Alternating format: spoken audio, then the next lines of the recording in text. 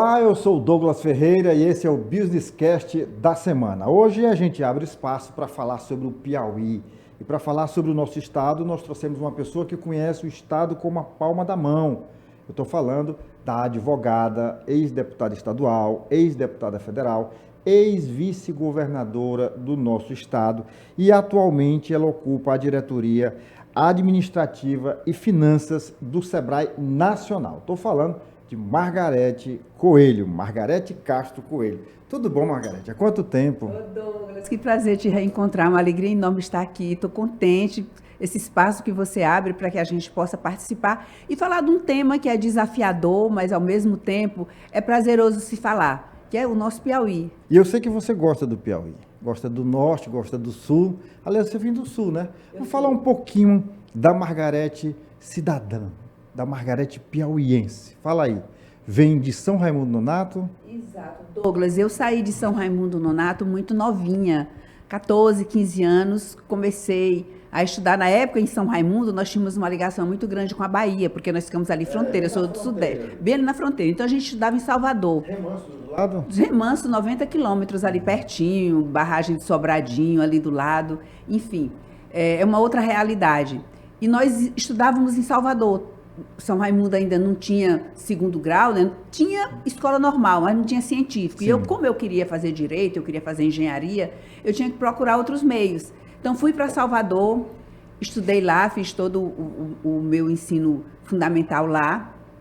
E depois vim para Teresina para fazer vestibular. Fiz vestibular na Universidade Federal do Piauí e voltei para o Piauí de vez, né? Fiquei aqui em Teresina, cresci junto com Teresina. Teresina foi extremamente generosa comigo, me deu bons amigos, me deu profissão, me deu família, minhas filhas, meu marido, meus netos são todos teresinenses. E aqui eu comecei a minha carreira, primeiro estudando construção civil, engenharia civil, depois fui fazer direito. Ah, começou, é uma coisa que eu não sabia. Pois é, você sabe que eu tenho CREA, né? Eu sou filiada ao CREA, pago todo ano. Quer dizer, o primeiro curso superior foi engenharia? Foi construção civil. Construção civil. Na época que era um curso de nível superior, mas era um curso que tinha uma duração menor. É como o tecnólogo de hoje, né? Era um curso de tecnólogo. E depois a gente continuava para fazer engenharia civil. O curso foi extinto. E aí nós fomos todos transferidos para o curso de engenharia civil. Depois eu fui fazer direito. Deixei engenharia de vez, faltando pouquinho para formar, e fui fazer direito. Aí o direito é aquela coisa apaixonante que você se identificou mesmo, muito, né? Com o direito. A tua referência até entrar na política foi o direito, né? Sempre foi o direito. Sempre foi o direito. Tanto é que eu não fui para a política de cara. Eu fazia política, mas fazia política estudantil na universidade e depois fui fazer política de classe na OAB. Ocupou também cargo na OAB, né? Sim, eu fui diretora de administração e finanças na OAB. Olha a história se repetindo. E fui conselheira federal da OAB, que é um cargo extremamente honroso. Qualquer advogado almeja esse cargo. É muito honroso, muito bom. E com isso, advogando para os partidos, meu marido era candidato, era deputado, tinha mandato, e eu trabalhava nas campanhas. Na época, o direito eleitoral não tinha o prestígio que tem hoje. Nós éramos pouquíssimos, contava-se nos dedos. E também não era, nem era Ainda hoje é complicado você... Eu fiz direito também, né? É muito difícil. Eu queria fazer uma especialização em direito eleitoral e não achei. Até agora eu não achei, a não ser fora daqui. Exatamente. A OAB, na época, tinha algumas especializações, tem muito curso, muito treinamento. Hoje o direito eleitoral tem muito prestígio. Hoje o direito eleitoral tem códigos, tem leis, tem muita doutrina. Na época que eu fiz, tinha 2 ou 3 livros só que a gente estudava. Não tinha jurisprudência solidificada como tem hoje. Cada eleição tinha lei, fazia lei para aquela eleição. Casuística ou não? Mas ela era casuística já na nascença. Por natureza. Por natureza, ela já era casuística. Que era criada para aquela eleição, para aquele né? caso e pronto. Então, isso dificultava que a gente tivesse doutrina, que tivesse livros, que tivesse jurisprudência, porque era outra lei, eram outras decisões. Quem era uma referência nacional nesta área? Nessa área era o Pinto Ferreira, né? Naquele tempo ainda muito Torquato Jardim, Pinto Ferreira. Os doutrinadores. Os doutrinadores da época eram esses, e pouquíssimos. Pouquíssimos eram esses. E aqui eu advogava com o doutor Josino Ribeiro Neto, eu estagiava lá. E o doutor Josino Ribeiro Neto foi um dos primeiros que começou a fazer direito eleitoral no Piauí. Tanto é que ele foi ser juiz eleitoral depois, juiz eleitoral classista. E eu fui ser estagiária dele. Com isso eu comecei a fazer direito eleitoral, meu marido candidato, e eu comecei a dar pitaco nas questões eleitorais. Começamos ali naquela época a judicializar as eleições, para o bem e para o mal. Começamos a judiciar as eleições. Houve uma fiscalização maior, a compra de votos, a questão da propaganda, a questão Já era em urna eletrônica, já não? Não era urna eletrônica ainda. Tinha aquela apuração louca lá no Verdão. No Verdão, aquelas milhares de urnas lá, todas arrumadinhas, né? Onde eram as arquibancadas, ficavam as urnas, e os partidos se armavam de muita segurança e levavam lanterna, porque às vezes apagava a luz, viu? Faltava luz no Verdão, sumia a urna. Gente, era divertido, mas era uma insegurança absurda.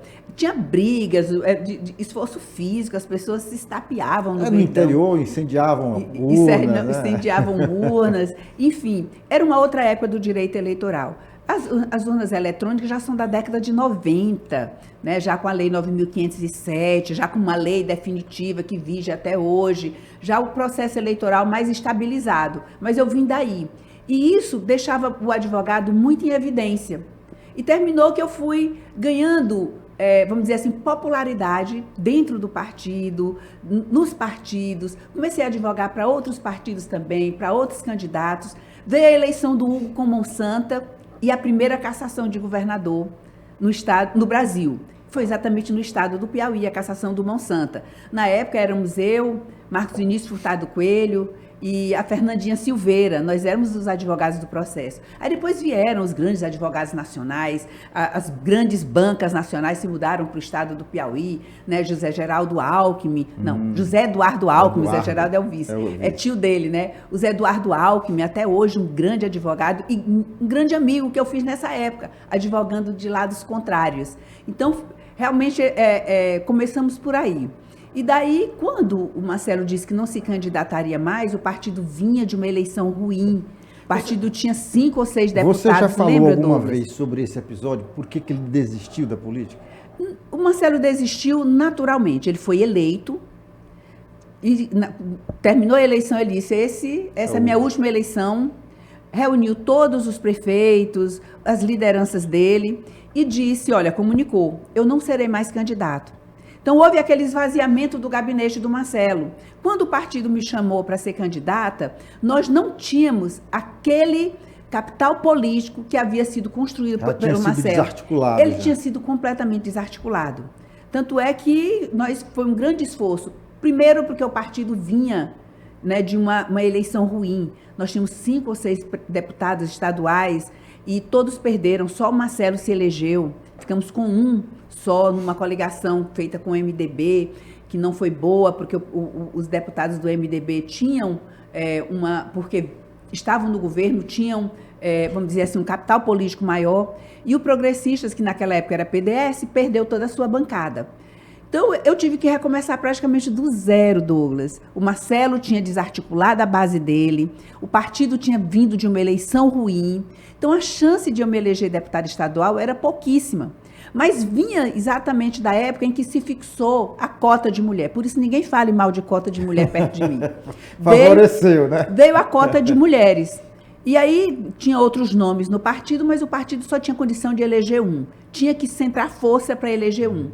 E na época, os dirigentes do partido, o Ciro já era presidente do partido, optaram por meu nome, pelo fato de eu ter já uma experiência de campanhas e tal, e ter alguma coisa ainda da época do Marcelo, né, dos colégios eleitorais do Marcelo, e pelo fato de ser mulher, exatamente quando se criou a cota de mulheres. E aí foi aquilo, sabe? Todo mundo dizia, Margarete é uma ótima candidata, excelente candidata, mas ela não vai se eleger. E nós nos elegemos, e nos elegemos bem. Eu lembro que eu fui a 15ª mais bem votada do estado do Piauí. Não, infelizmente eu não peguei a época da Trindade. Não, né? A Trindade foi deputada junto com o Marcelo. Foi junto com o Marcelo. E aí eu me elegi. E aí todo mundo dizia, Margarete não vai ser uma boa deputada, porque ela é professora, ela é advogada, ela vai querer ensinar todo mundo. Querer fazer a coisa direito. E aí foi um outro equívoco, né? Quando me julgaram.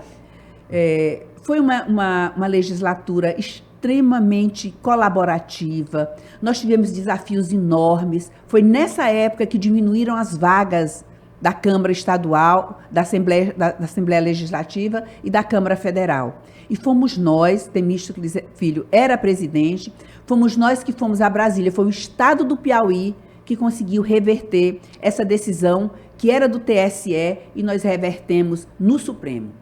Né? Nós conseguimos retomar as 2 vagas de deputado federal que ia perder, né? que tínhamos perdido. Já tinha perdido. Nós não tínhamos tido a eleição, mas na próxima eleição nós iríamos só com 8 deputados federais e apenas com 24 estaduais. Então, nós retomamos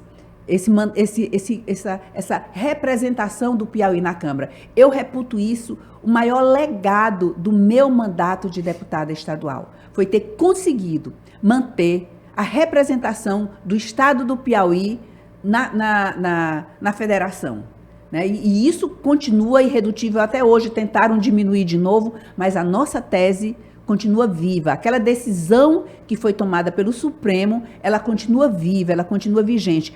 As atuais bancadas do Piauí são irredutíveis. Ninguém vai tirar isso do Piauí. Eu considero isso, tenho muito orgulho dessa luta. Porque foi muito tempo, eu lembro que me desaconselhavam, dizia Margarete, isso não é um debate simpático. Lutar para manter número de cadeira de deputado não é um debate simpático.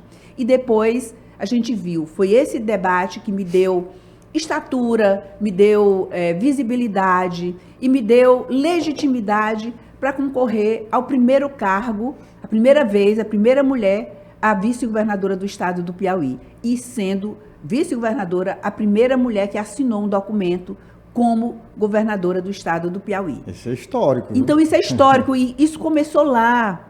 Isso começou lá com essa grande briga pelo estado do Piauí. E aí que eu te digo, é aí que a gente demonstra o amor que nós temos por nossa cidade, por nossa pátria, por nosso estado. Eu poderia ter me acomodado, ter dito, não, isso é assim mesmo e é antipático e eu não fui. Não, eu coloquei meu mandato à prova. Como e o povo reconheceu. Botou a cara no sol, deu a cara a tapa, coloquei, né? Fui para o sol, fui para Brasília sozinha inúmeras vezes, com recursos próprios, muitas vezes. Só quando nós fomos, brigando no TSE, só quando nós fomos para o Supremo, foi que aí eu cheguei, Temístocles, agora nós temos que contratar uma grande banca em Brasília. E o Temístocles topou, e até hoje eu lembro do valor dos honorários, que não vale a pena dizer aqui, mas irrisórios, a preço da época... Para o tamanho da causa. Para o tamanho da causa, e a preço de hoje, ainda a preço da época e a preço de hoje, um valor irrisório. E nós estamos aí com o resultado desse trabalho. Então, eu nunca tive medo, sabe? Assim, nunca tive temor, nunca tive receio, nunca deixei de lutar pelo Piauí todas as vezes que eu tive a oportunidade. Foi brigona sem pegar a pecha de briguenta, né? Fui! eu sou meio pirrônica, né? Quando eu pego uma birrentinha, sabe? Quando eu pego uma coisa... E essa causa, para mim, era muito grande, era a nossa representação. E, graças a Deus, nós conseguimos, e o estado do Piauí vai, se for para alterar o número de cadeiras, para aumentar. Mas nunca para diminuir. Então, isso é muito importante. Como se diz, uma cláusula inabolível, né? Exatamente. É uma cláusula pétrea. Você veio para cá gravar com a gente, que esse programa é gravado. Você está vindo de São Luís do Maranhão. Sim. Foi em algum evento do Sebrae? Sim. Olha, nós estamos com uma caravana de empreendedorismo feminino. O empreendedorismo feminino, Douglas, ele tem inúmeras vantagens, mas tem também inúmeras dificuldades. E nós estamos com uma grande jornada, com um grande mutirão por todo o Brasil, levando financiamento, aval, né? Não é financiamento, desculpem, avalizando negócios de mulheres. Nós temos o fundo de aval da pequena e microempresa, que é do Sebrae, que alavanca mais de 20 bilhões em empréstimos para os pequenos negócios.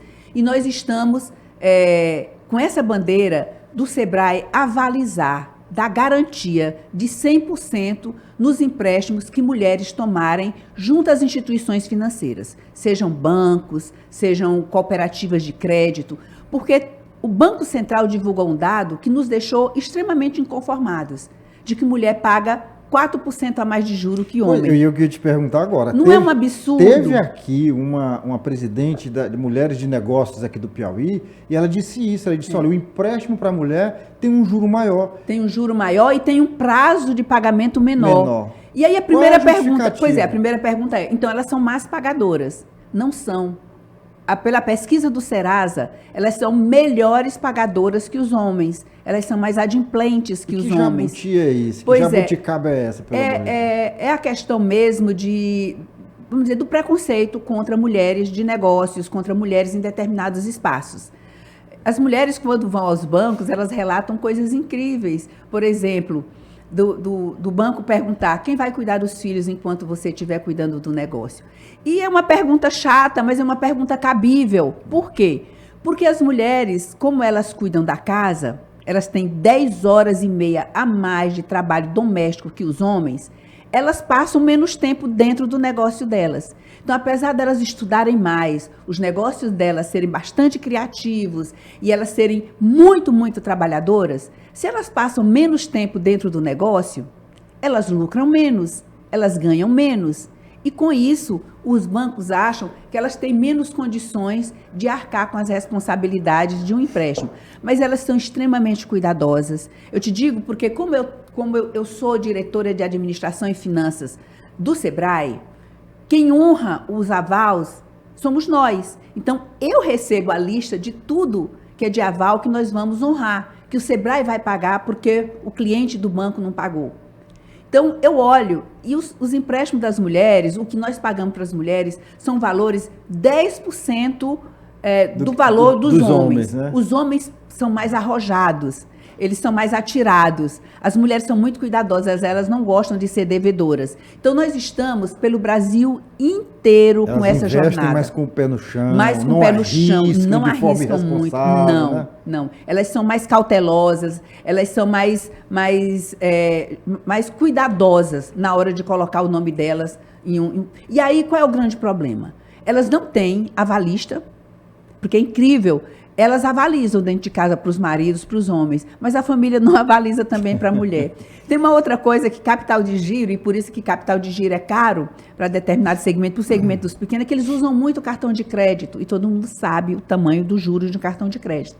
Para fazer capital de giro, por exemplo, para comprar estoque, para fazer uma reforma, para repor alguma coisa, para repor estoque, para fazer uma pequena reforma, para honrar uma dívida que não conseguiu, enfim, de um fornecedor. E elas não têm bens no nome delas. A casa não é no nome delas, o carro não é no nome delas. Então, elas não têm garantia e nem têm avalista. E é nessa hora que a gente está entrando, para segurar na mão dessa mulher e dizer, olha, nós confiamos em você.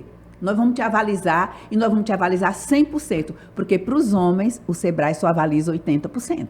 Para as mulheres? 100%.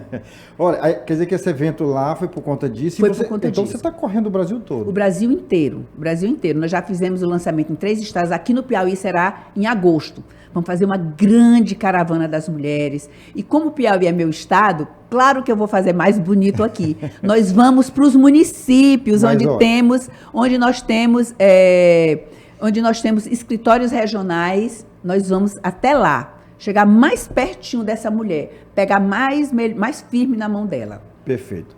Então, você já está rodando também pelo Piauí. Mas essa pergunta você vai responder daqui a pouco. Eu quero mandar uma mensagem aqui para os nossos internautas. Você que recebeu o link dessa entrevista aqui, desse bate-papo, dessa conversa, e ainda não é inscrito no nosso canal, faça a sua inscrição agora. Acione o sininho para receber as nossas notificações e nos ajuda a compartilhar esse link para ter mais audiência, para a gente chegar mais longe. Manda para o grupo da família, o grupo do condomínio, da associação de moradores, do grupo do trabalho, manda até para quem você não gosta, que mesmo quem você não gosta, certamente vai querer ficar bem informado. E o nosso abraço carinhoso para aqueles que nos apoiam, para as empresas que eu vou citar agora, que são parceiras e são amigas, a Estrada Mob, também instituições como o SENAC, como o SESC, como a AproSoja, lá da região dos Cerrados, Léo Madeira, Elo Engenharia, o Movimento Empreender Piauí, a Automaster, Pneubec, também o Gustavo Ramalho, a Hotsat, a Socimol e a Pax União. Muito obrigado pelo apoio que a gente recebe de vocês, tá bom? Bom, a pergunta era se você está rodando pelo Piauí.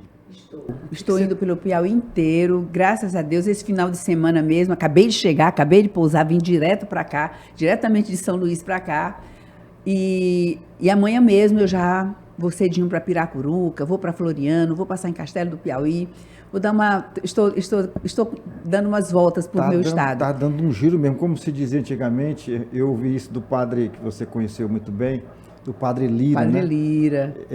Como Manuel Lira Parente. Manuel Lira Parente. Como é que os padres faziam para sair batizando? Desobriga. Uma desobriga. Então você está numa desobriga. Estou numa desobriga, né? Olha que eu fui buscar o Padre Lira lá em Do Inocência. Mas ele é inesquecível mesmo. É verdade. Ele é inesquecível. Eu tive a oportunidade de estar lá com o Padre Lira, lá na sede da fundação, antes de virar cidade. Eu fui fazer o plebiscito e depois... Que criou o município. E ele né? criou o município. Eu achei aquele perfeito. Sabe uma coisa que me impactou muito, e hoje eu vendo um esquema aí, daqueles esquemas que a gente não gosta de ouvir falar, de desvio através de cisterna, né? O Padre Lira conseguiu colocar uma cisterna em cada casa no interior de todo o município. E o município de Do Inocêncio tem uma área rural enorme. É enorme. Eu conheço bem porque fui criada ali. A fazenda do meu avô, Manuel Agostinho, era vizinha, né? Tanto é que parte das terras hoje estão no município de Dom Inocêncio, né? Parte estão no município de Coronel José Dias. Mas, assim, eu fui criada ali, conheço muito bem aquilo, e meu avô era muito amigo do Padre Lira, minha mãe também era muito amiga do Padre Lira, meu avô paterno, meu avô materno. Então, andei muito na casa do Padre Lira, fui muito naquela fundação ruralista e peguei muito naquelas agulhinhas para aprender a fazer aquele ponto cruz que ele ensinou a todo mundo. Ensinou a todo mundo ali. Sabe uma outra coisa que eu lembrei agora lá de Do Inocêncio? Quando a gente ia lá, tinha uma espécie assim de uma casinha separada da casa principal, que era como se fosse um chalézinho, que a gente se hospedava lá. E eu nunca tinha visto na minha vida um pica-pau. E eu acordei com o pica-pau na janela, tu acredita? Que coisa, é surreal isso. Nossa Senhora, que lembrança bacana. Muito boa essa lembrança. Depois eu lembro também das jandaias, porque o nosso motorista, sem querer, ele atropelou uma jandaia. A gente parou o carro. Imagina atropelar uma jandaia voando. Eu acho que ela fez um voo raso, e aí a gente parou e foi socorrer a jandaia. Olha só que loucura. Sobreviveu, viu? Sobreviveu. Fizeram a desfibrilação da jandaia. Mas eu tenho muitas histórias ali da sua cidade e também lá de Do Inocêncio. É uma coisa incrível. Quanto mais o tempo passa, mais essas memórias são... Mas a memória antiga ela é mais forte do que a memória recente. A gente era mais jovem, o HD era bom. Era bom. O HD era bom. Tinha muito giga lá atrás. Tinha muito giga. Bom, agora andando pelo Piauí, como você está andando, que Piauí você está encontrando? Qual é o Piauí real, o Piauí de verdade que você vê? O Douglas, não é o Piauí que está na propaganda oficial. Infelizmente como não assim? Infelizmente não é. Nós ouvimos falar que a propaganda oficial está dizendo que a segurança do Piauí é a melhor segurança do Nordeste, a melhor do Brasil. A melhor que o Piauí já teve. Isso não é verdade. Ontem mesmo o juiz mandou fechar a delegacia de Corrente, que a delegacia estava insalubre. Uma grande cidade. Grande cidade, um polo, uma região desenvolvimentista do estado do Piauí, lá onde está, né, os cerrados, onde está a grande produção de onde estão correndo as grandes riquezas, e mais grave, numa região fronteiriça. Isso. Porta de entrada ali, né? Porta de entrada, região fronteiriça e uma tríplice fronteira. É ali que está o Matopiba, né? Sim. Aliás, né, nem tríplice, né? Quádrupla, né? Que é Piauí, Bahia, Tocantins e Maranhão. É uma quádrupla fronteiras. Ali tem a disjunção de 4 estados. É geralmente nessas regiões onde o crime principalmente os tráficos e tal, é onde mais acontece. E é uma região, assim, extremamente rica. E a delegacia é fechada pela justiça a pedido do Ministério Público. Por falta de estrutura. Por falta de... Não é por falta de estrutura. Pior do que falta de estrutura. Insalubridade. Não dava segurança. Sujeira, rato, fio de escapado, risco de incêndio. Não dava segurança para as pessoas que têm que trabalhar lá, para o cidadão que precisa recorrer a esse trabalho e os que estão presos. Né? Que os presos foram obrigados a serem transferidos imediatamente sob pena de R$10 mil dia de multa. Olha a gravidade disso. Muito grave. Nós temos uma polícia que a pior carreira de polícia do Brasil é do Piauí. Tudo bem, o salário de entrada é compatível, mas depois o cara não cresce mais na carreira. O que ele faz? Ele sai. Então, nós estamos perdendo nossos talentos na polícia, porque não temos uma carreira que, sabe, atraente, que incentive. Né? São Raimundo Nonato, outro dia, eu vi num vídeo, São Raimundo Nonato, outra região de fronteira, ali, fronteira com a Bahia, onde tem a rota da maconha. A delegacia fechada, um vídeo, a pessoa batendo na porta, batendo alto. Esse vídeo viralizou, né? Esse vídeo viralizou. Como assim nós estamos... Aqui, você abre os jornais, os noticiários todo dia,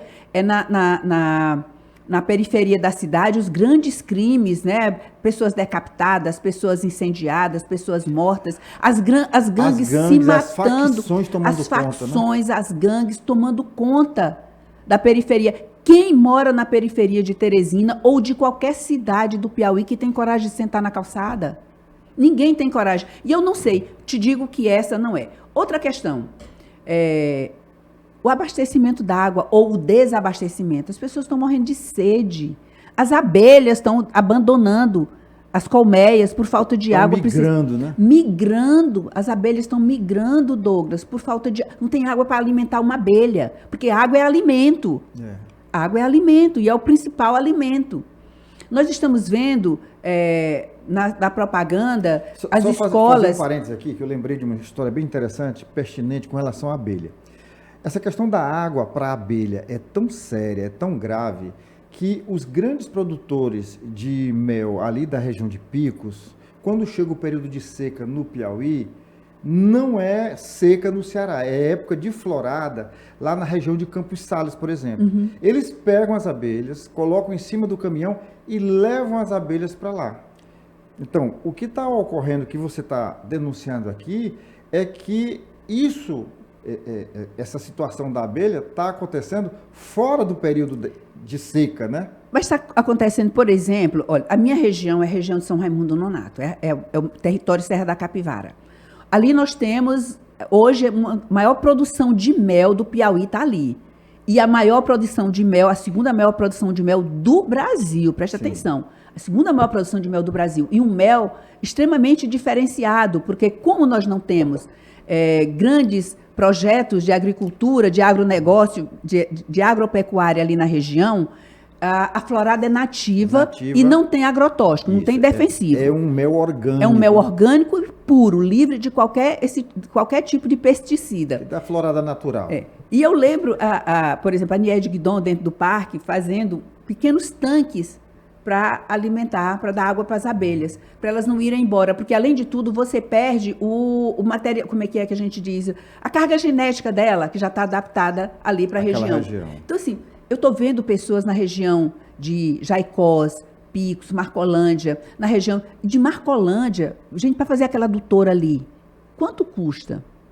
Ali um água que se arrasta muito. Não, e tendo água perto. A mesma coisa acontece com a região de São Raimundo, né? Tá lá. Cadê a Padre Lira? Cadê a doutora Padre Lira? Por que não se termina? Por que nós... Esses empréstimos que estão sendo feitos, Douglas, por que eles não estão sendo aplicados para fazer infraestrutura, principalmente como água? Como é que o Estado se desenvolve sem água? Você falou agora num assunto bacana. Esse último empréstimo daria para fazer a transposição do Rio São Francisco do Rio São Francisco para cá. Daria para abastecer toda aquela região sul, sudeste do estado do Piauí.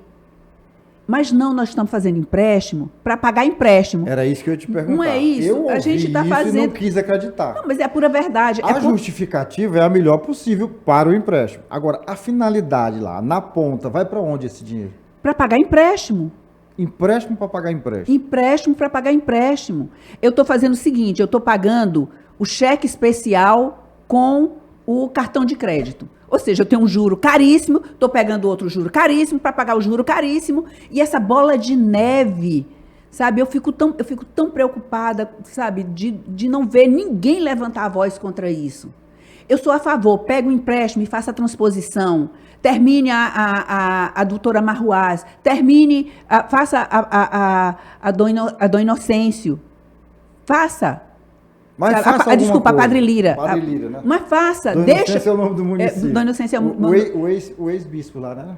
Que está sendo canonizado, né? Já? Aqui não falta assunto, né? Sério, né? Sério, ele já passou a primeira fase,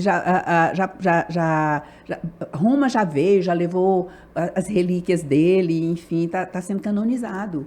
Nós vamos, talvez, com fé em Deus, ter o nosso primeiro santo, né? Piauiense, né? Um dos poucos santos brasileiros, Dom Inocêncio. Dom Inocêncio Santa Maria. Dom Inocêncio Santa Maria. É o mesmo, eu lembrei agora, tudo está puxando, eu estou lembrando, o quanto eu ando em São Raimundo, é o nome da penitenciária de lá, não é? Não é, gente? Não é? Que injustiça colocar o nome do Dom Inocêncio. É. Eu lembro bem que o bispo da cidade era revoltado com isso, né? Sim, você falou aí da questão da segurança pública, você falou da questão do abastecimento da água ou da falta dele. A saúde, por exemplo, como é que está a nossa saúde no interior do estado? Falida. Os hospitais regionais... UTI. Na UTI. Os hospitais regionais, Douglas, estão abandonados. Tiraram total autonomia de todos os hospitais. Até... Essa eu fiquei chocada, mas eu fui conferir e é verdade. Até as roupas, a parte de enxoval dos hospitais regionais do estado do Piauí estão sendo lavadas em Timon. Tu já pensou trazer uma roupa de um hospital de São Raimundo Nonato, lá do Hospital Senador Cândido Ferraz, para lavar aqui em Timon? Autonomia zero. Porque você está me dizendo. Autonomia. Aliás, zero. Eu vi isso há pouco tempo, mas... Autonomia zero. E o que acontece? Abandonados. Se o prefeito dá alimentação e ajuda e tal, ainda um medicamento, aquele medicamento, sabe, mais corriqueiro, mais comezinho possível, os prefeitos socorrem. Mas quando o prefeito não socorre, os hospitais estão abandonados. Não tem ambulância, as ambulâncias são dos municípios, não são dos hospitais. E continua a saga das ambulâncias. Vá daqui até Floriano e volte. Se você contar menos de 30 ambulâncias, eu te dou um prêmio. Uma época eu fiz uma matéria sobre isso, a gente chamava de ambulancioterapia. Ambulancioterapia. Continua. Há quantos anos o Piauí vai viver? E nós estamos falando, quando eu digo que não é o Piauí real, não é o da propaganda oficial, porque nós estamos vendo cirurgias, tudo feito por inteligência artificial, tudo feito pela internet, saúde de qualidade pela internet, e as mulheres, a mortalidade materno-infantil altíssima. Sabe? E o que adianta eu consultar uma pessoa pela internet aqui, pelo celular, e ela vai fazer os exames aonde, Douglas? E ela vai pegar o medicamento aonde? Isso é desumano fazer isso com o nosso povo. É desumano. E mais o povo está calado. O povo está calado. Eu não sei o que o povo está pensando, mas o povo está muito calado. Diz um político de longa tradição do Piauí, que quando o povo está calado, o resultado vem nas urnas. Será isso? Eu acho que o povo está esperando para falar nas urnas, sim, porque o povo está muito calado. E, aliás, não é só o povo não, as lideranças também. As lideranças grandes, médias, pequenas, estão se queixando muito da falta de canal de diálogo.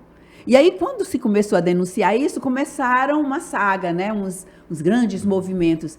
Olhem as fotos, não tem um popular, tem meia dúzia de políticos, não tem um Zé Polvinho, sabe? Onde é que estão? Não tem a mobilização popular, né? Não tem. Não, você perceba, pegue as fotos oficiais, das propagandas oficiais.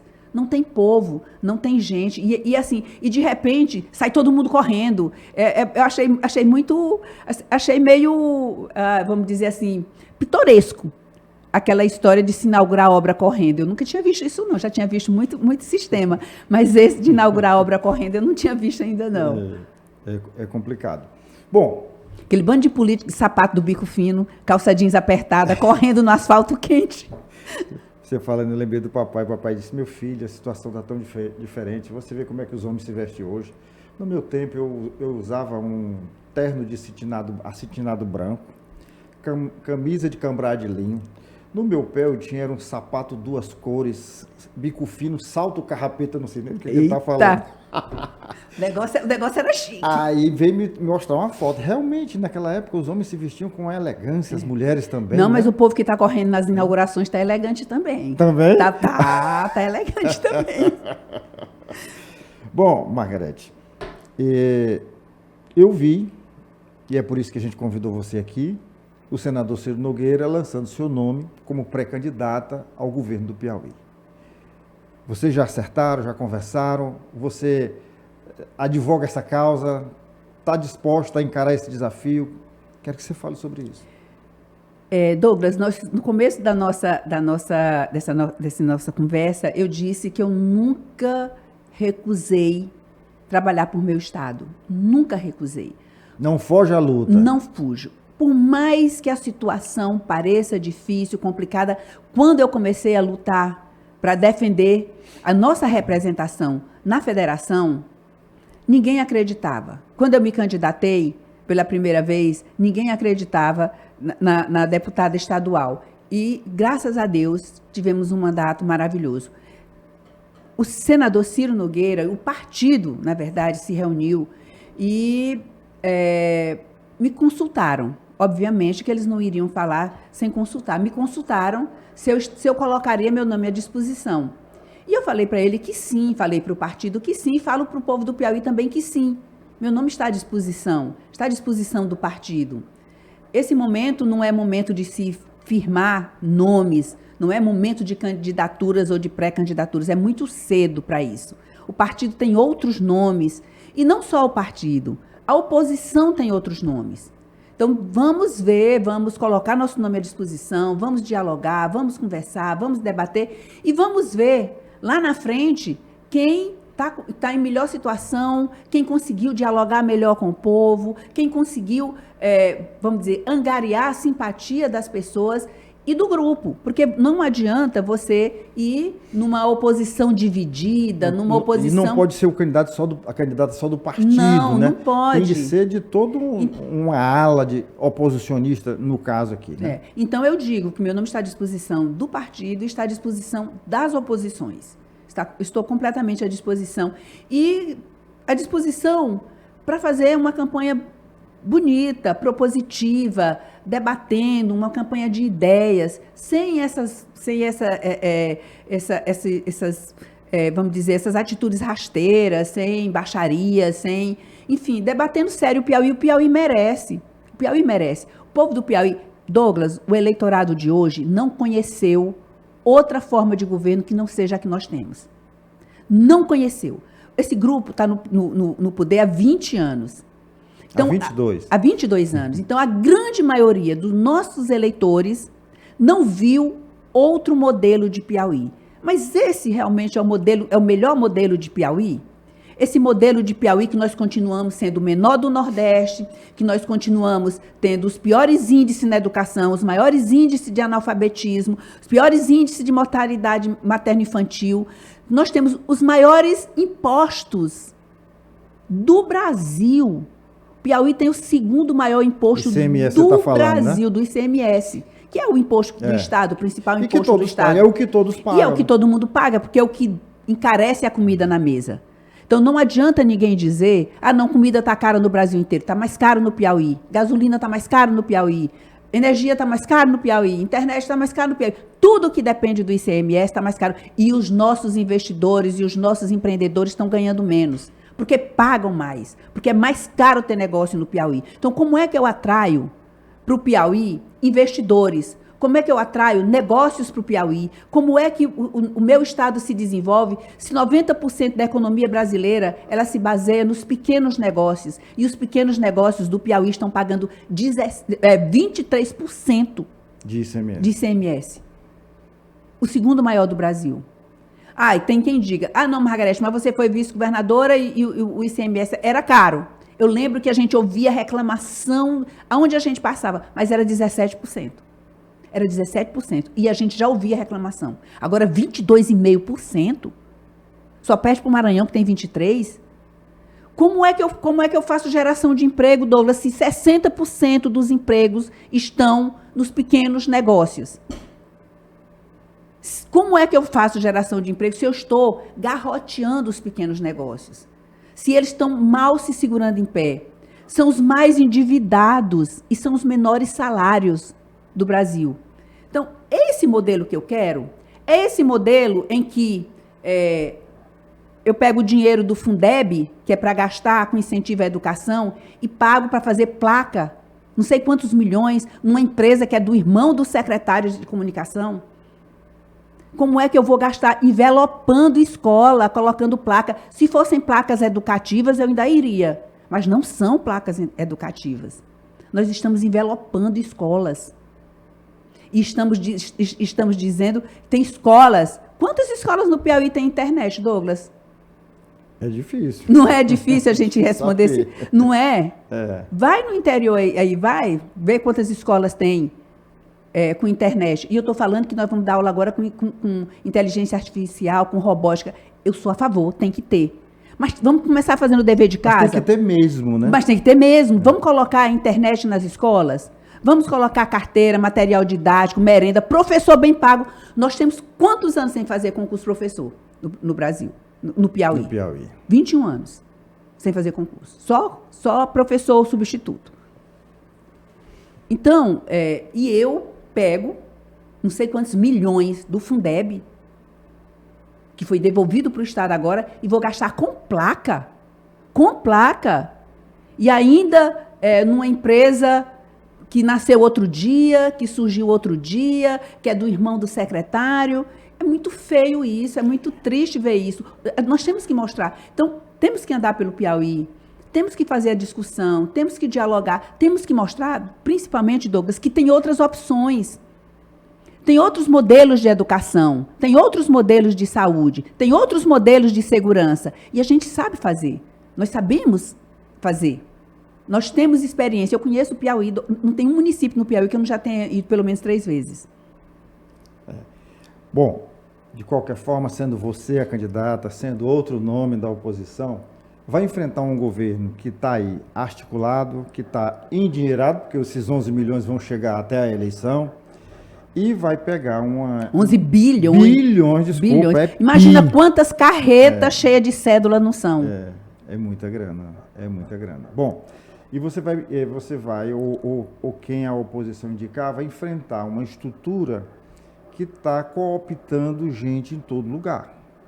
Uma estrutura que vai estar com dinheiro em caixa, uma estrutura que a cada dia... Eu nunca vi um programa como o Bolsa Família, que é um programa que eu acho que deve existir, mas é um programa que deveria ser transitório, né? A pessoa está em dificuldade, entra no Bolsa porta de entrada e porta de saída, né? Preparar a pessoa para sair. Mas aí, cada vez mais, é um orgulho do Piauí ser o que mais tem gente no Bolsa Família, enfim. E isso tudo se reveste numa espécie de pressão. Uhum. Então, como enfrentar essa estrutura? Douglas, esse dinheiro está no caixa, não está ajudando o povo. Não está ajudando o povo. O povo continua com medo de sair na rua com celular. O povo continua não conseguindo colocar... Gente, não é a picanha.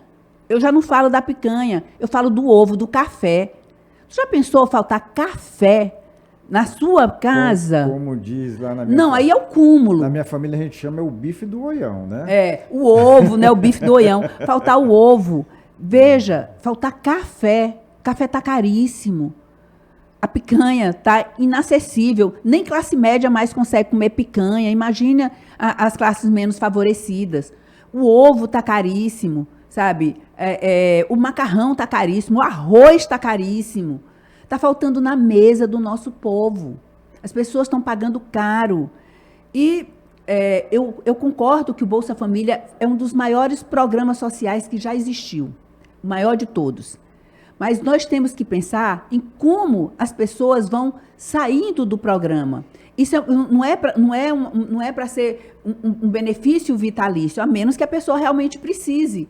Mas temos que dar a oportunidade das pessoas saírem. E o empreendedorismo é a porta de saída. Tem um estudo indicando isso, sabe? É um salãozinho de beleza, é uma farmacinha, é uma quitandinha, é uma banquinha de fruta, é uma hortinha que vai tirar o povo dali. Mas nós não temos um programa de incentivo aos pequenos empreendedores no Piauí. O programa que nós temos é um ICMS de 22,5%, que desestimula. É isso que nós temos. Então, essa jornada é muito diálogo, é muita conversa, é muito olho no olho.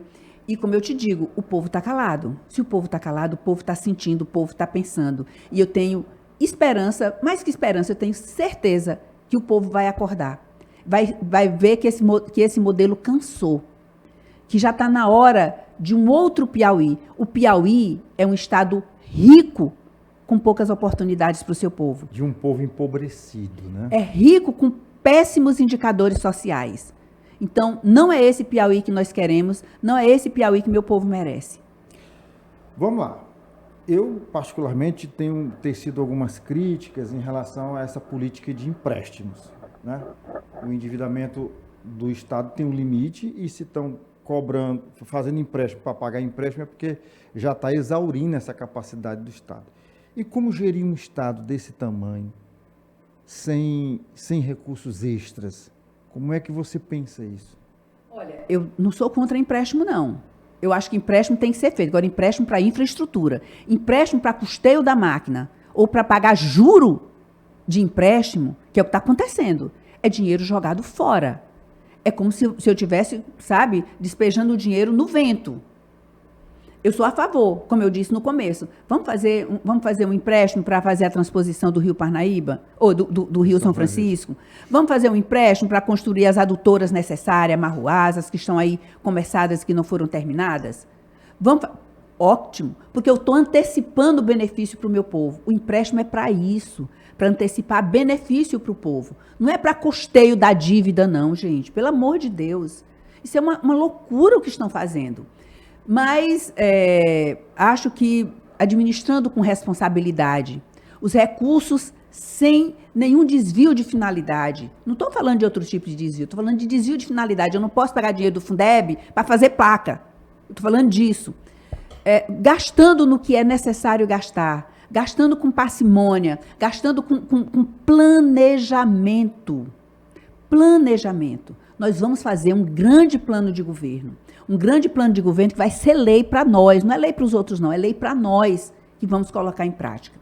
Discutir com a sociedade isso. E eu tenho absoluta certeza que nós, incentivando o empreendedorismo, incentivando investimentos no nosso Estado, gastando a quantia certa, cuidando da qualidade das nossas despesas, dos gastos do Piauí, sabe?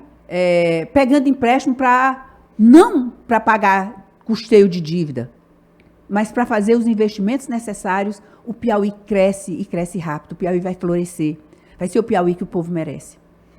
Bom, nós estamos chegando ao final. Ai, que pena. A conversa está boa, né? Tá muito boa. Mas você tem mais um minuto. Olha para ali e conversa com o piauiense. Manda uma mensagem de esperança para o povo. Meu querido povo do Piauí, quando eu coloquei meu nome à disposição do partido, eu coloquei com muita responsabilidade. Eu sei do que vou enfrentar, eu sei do debate que eu quero fazer, eu sei o que o Piauí precisa para crescer.